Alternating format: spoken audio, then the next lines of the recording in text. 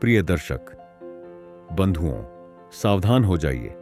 समय का चक्र एक बार फिर एक ऐसे बिंदु पर आ रुका है जहां एक सेकंड की देरी भी आपको जन्मों के पछतावे में धकेल सकती है। आज हम किसी साधारण तिथि की बात नहीं कर रहे, हम बात कर रहे हैं आने वाली 18 दिसंबर की। एक ऐसी तारीख जो वर्ष 2025 के अंतिम दिनों में एक ऐसा द्वार खोलने जा रही है जिसके उस पार या तो परम सौभाग्य है या घोर दरिद्रता। क्यों? क्योंकि 18 दिसंबर को गुरुवार है, जगत पालक श्री हरि विष्णु और देवगुरु बृहस्पति का परम पवित्र दिन।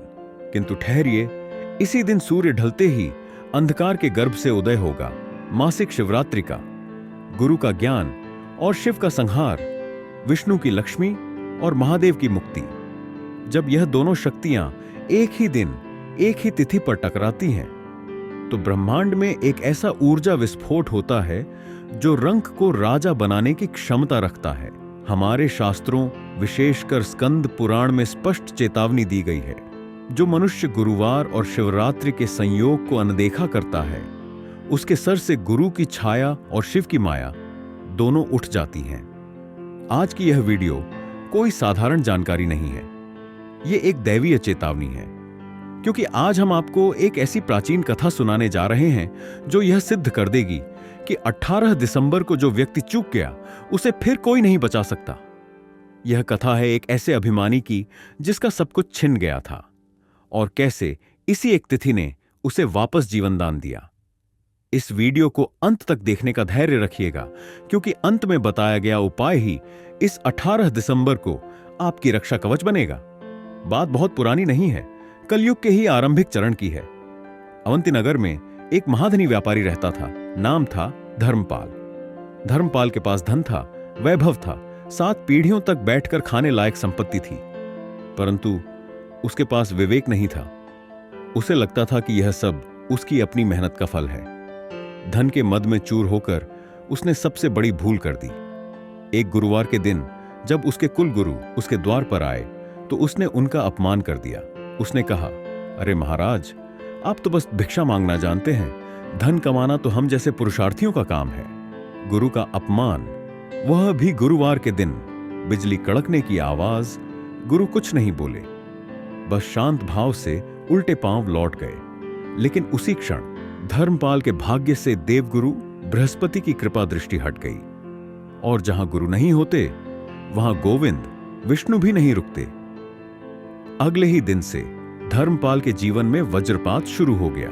उसके गोदामों में आग लग गई, समुद्र में उसके जहाज डूब गए। राजा ने उस पर राजद्रोह का झूठा आरोप लगा दिया। देखते ही देखते वह अरबपति सेठ दाने दाने को मोहताज हो गया। उसके शरीर पर कोढ़ फूट निकला। जो लोग उसके तलवे चाटते थे आज उसे देखकर रास्ता बदल लेते थे। धर्मपाल अब नगर के बाहर श्मशान के पास एक टूटी झोपड़ी में पड़ा अपनी मृत्यु की प्रतीक्षा कर रहा था। उसका अहंकार धूल में मिल चुका था। वह रोता था, गिड़गिड़ाता था, हे ईश्वर, मुझसे क्या भूल हुई। तभी एक दिन संयोगवश एक सिद्ध अघोरी साधु उधर से गुजरे। उनकी आंखों में शिव का तेज था और वाणी में गुरु की गंभीरता। धर्मपाल उनके चरणों में गिर पड़ा और अपनी व्यथा सुनाई। साधु ने अपनी दिव्य दृष्टि से उसका भूत भविष्य देख लिया। वे गंभीर स्वर में बोले, मूर्ख, तूने गुरुवार के दिन गुरु का अपमान किया है। तेरा गुरु ग्रह नीच का हो चुका है। जब तक गुरु रुष्ट हैं, भगवान विष्णु तुझे कभी लक्ष्मी नहीं देंगे, और जब तक लक्ष्मी नहीं होगी तेरा यह कोढ़ और दरिद्रता नहीं जाएगी। धर्मपाल रोते हुए बोला, तो क्या अब कोई उपाय नहीं है महाराज? क्या मैं ऐसे ही तड़प कर मर जाऊंगा? साधु की आंखों में एक चमक आई। उन्होंने आकाश की ओर देखा और गणना की। उपाय है, और संयोग से वह समय बहुत निकट है। साधु बोले, सुन धर्मपाल, तेरे पापों का घड़ा इतना भर चुका है कि कोई साधारण पूजा उससे नहीं काट सकती। तुझे एक ऐसे महाअस्त्र की आवश्यकता है जो एक ही वार में तेरे प्रारब्ध को बदल दे, और वह महाअस्त्र है आने वाली 18 दिसंबर। धर्मपाल ने पूछा, उस दिन ऐसा क्या है प्रभु? साधु ने रहस्य खोला, उस दिन गुरुवार है जिससे तू अपने गुरु दोष को शांत कर सकता है। किंतु सबसे बड़ी बात, उसी रात मासिक शिवरात्रि है, याद रख धर्मपाल, गुरुवार को किया गया पुण्य भगवान विष्णु स्वीकार करते हैं और जीवन में स्थिति लाते हैं, लेकिन शिवरात्रि की रात को किया गया तप भगवान शिव स्वीकार करते हैं और वह पापों का संहार करते हैं। तुझे दोनों की आवश्यकता है। तुझे अपने पापों का नाश भी चाहिए और नए धन का आगमन भी। यह 18 दिसंबर साल का वह आखिरी मौका है जब हरि और हर दोनों एक साथ तेरे द्वार पर खड़े होंगे। साधु उपाय बता रहे हैं। विजुअल्स में उन क्रियाओं को प्रतीकात्मक रूप से दिखाएं, जैसे पीले फूल, बेलपत्र, शिवलिंग। संगीत थोड़ा तेज और प्रेरणादायक हो जाता है। दर्शक बंधुओं, जो उपाय उस साधु ने धर्मपाल को बताया, वही उपाय इस 18 दिसंबर को आपके जीवन की दिशा बदल सकता है। ध्यान से सुनिए, एक भी शब्द चूकना नहीं चाहिए। साधु ने कहा, धर्मपाल, 18 दिसंबर को तुझे 2 रूप धारण करने होंगे, दिन में वैष्णव और रात में शैव। पहला चरण, दिन का उपाय गुरु विष्णु के लिए।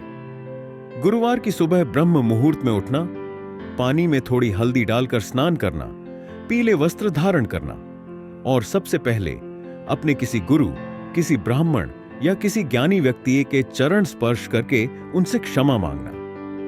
उन्हें कुछ पीली वस्तु जैसे चने की दाल, केले या बेसन के लड्डू का दान करना और AUM बृन बृहस्पतये नमः का 108 बार जाप करना। यह तेरे गुरु दोष के ताले को खोल देगा। दूसरा चरण, रात्रि का उपाय शिवरात्रि के लिए। लेकिन असली परीक्षा रात को होगी।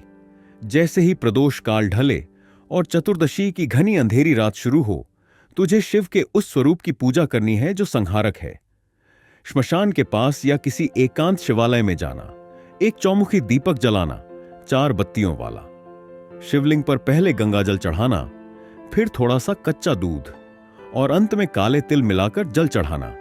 काले तिल तेरे जीवन के अंधकार और कोढ़ का प्रतीक है, जिसे शिव अवशोषित कर लेंगे। और 11 बेलपत्र जिन पर चंदन से राम लिखा हो, उन्हें शिवलिंग पर उल्टा करके चढ़ाना और फिर रात भर वहीं बैठकर इस महामंत्र का जाप करना। AUM ह्रीं, AUM नमः शिवाय ह्रीं UM। यह शिव और शक्ति का संयुक्त बीज मंत्र है। साधु ने अंतिम चेतावनी दी, याद रखना, अगर दिन में विष्णु को मना लिया और रात को शिव को भूल गए तो धन तो आएगा पर टिकेगा नहीं। और अगर केवल रात को शिव को पूजा और गुरु का अपमान जारी रखा तो पाप तो कटेंगे पर दरिद्रता नहीं जाएगी। यह 18 दिसंबर दोनों को साधने का दिन है। धर्मपाल ने ठीक वैसा ही किया। 18 दिसंबर की उस सर्द रात में उसने अपने आंसुओं से शिवलिंग का अभिषेक किया और चमत्कार हुआ। अगली सुबह जब वह उठा तो उसके शरीर का कोढ़ सूख चुका था। 3 दिन के भीतर राजा को असली अपराधी मिल गया और धर्मपाल पर लगा राजद्रोह का आरोप हट गया। उसकी डूबी हुई संपत्ति का एक हिस्सा उसे वापस मिल गया। वह फिर से अमीर बना, लेकिन इस बार उसमें अहंकार नहीं, भक्ति थी। मेरे प्यारे दर्शकों, 18 दिसंबर 2025 यह तारीख आपके कैलेंडर में नहीं, आपके भाग्य में लिखी जानी चाहिए। यह साल का अंतिम बड़ा मौका है अपने गुरुदोष, पितृदोष और दरिद्रता को एक साथ मिटाने का। क्या आप भी धर्मपाल की तरह अपने अहंकार या आलस में इस मौके को गंवा देंगे, या फिर उस रात हरि और हर की संयुक्त कृपा प्राप्त करेंगे? चुनाव आपका है।